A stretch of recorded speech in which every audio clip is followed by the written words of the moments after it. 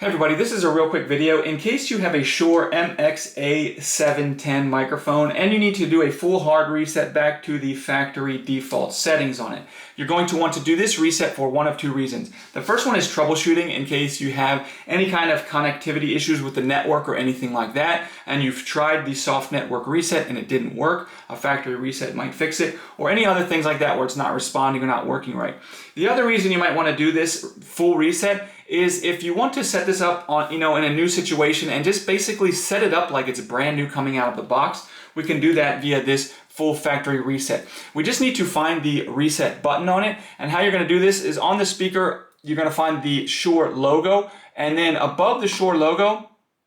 you'll see the holes here, and so on the bottom it'll say S-H-U-R-E like this on the bottom, and you're going to find these network lights over here. So we'll find the bottom network light, and that's hole 1, and then we're going to count over 1, 2, 3, 4, 5, 6, 7, 8, 9 to the 9th hole, which also if you're looking at the Shure logo on the bottom, you'll see it's right at the end of the S, but kind of between the S and the H. Come up and you'll find this hole, and you'll need to press and hold with your paper clip or your pin or whatever, press and hold this button for more than 8 seconds.